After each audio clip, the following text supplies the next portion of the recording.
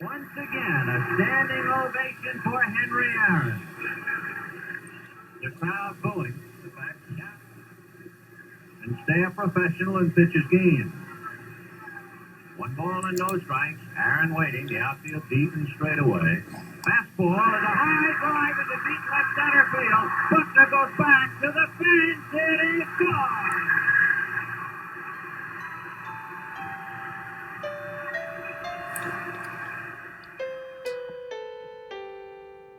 Hola, em dic Òscar i ets una persona benvinguda a aquest canal. Hank Aaron va néixer a Mobile, Alabama, el 1934. Tenia 7 germans. Durant el seu temps a la Major League Baseball, Aaron i la seva família va patir innumerables amenaces racistes. Tot això va atiar el seu activisme en el moviment afroamericà pels drets civils. Va morir a Atlanta el 2021, gairebé als 87 anys d'edat. Per què parlo de l'Aaron? Perquè Oris li ha dedicat el que per a mi és el rellotge més bonic de la marca suïssa, creada el 1904 a Holstein. Oris em cau bé, una empresa que va lluitar pels drets de les dones treballadores als temps difícils, si és que han passat aquests temps. I en destaco per sobre de totes les seves línies la Big Crown, la de corones grans. I dintre d'aquesta col·lecció poso l'ull al model que porto avui, el Hank Aaron Limited Edition, una meravella d'acer de 40 mil·límetres de diàmetre i que s'inspira en el jugador que va ser també un gran filàntrop i que el 1974 va batre el rècord de home runs de Babe Ruth, en possessió seva des de feia 40 anys. Hank, malgrat els seus èxits, sempre va mantindre una extraordinària cortesia i humilitat. Tinc encara una qüestió prèvia a resoldre.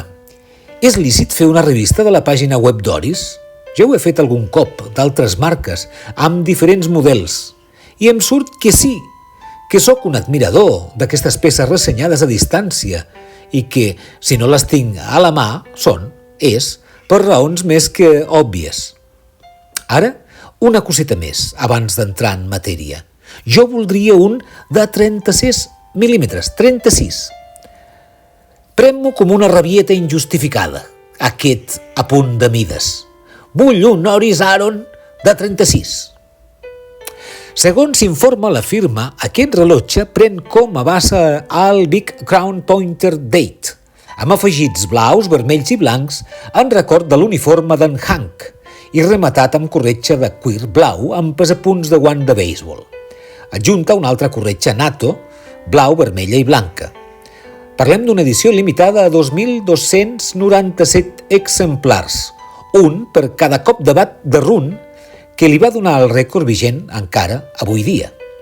El model dona suport a la fundació Chasing the Dream Foundation. Esfera blanca, referència llarga, amb 2 anys de garantia. El moviment és un Oris 754, base SW 200-1.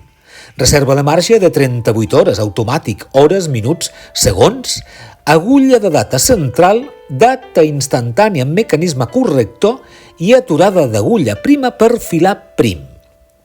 Mare meva, quina passada! M'encanta aquest rellotge.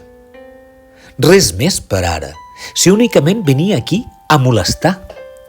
Subscriu-te, per l'amor de Déu. Me'n vaig a berenar unes Oreo, a veure si així m'apropo una mica més a la fita, a la compra, al somni. Aaron, Oris, m'heu donat un bon cop de bat. Segurament així ha estat sense voler. Salut! I recorda que un rellotge i un dibuix fan biografia. Para, no marxis encara, que m'oblido del més important. No t'he dit per què em porta boig aquesta màquina. Mira el contorn del dial, mira el calendari de mes. Té tots els dies dels mesos a la vista. Què vol dir això? És una clara referència a que tots els cops puntuen, tots fan marcador, tots sumen punts, és a dir, Tots els dies de la teva vida fan la teva vida. De tan senzill de comprendre es fa meravellós. Mira el bisell de moneda, mira que bé li queda, mira ara la tipografia escollida per als numerals d'hores. Mira el contorn blau que subtilment perfila els aràbics. Guaita l'insuperable logotip d'Oris a les 12, l'agulla grossa tipus catedral, el peu vermell de la datadora, la corona gran, la tapa del rellotge amb aquest senyor tan ben dibuixat, els pantalons de pell o la nato, que remet automàticament als estadis on jugava, i tot per només 2.400 euros, que si li treus els 2 zeros queden en 24, que mirat així no és un gran desembors. Ai, ara sí, sembla que m'he quedat ben a gust. Adéu.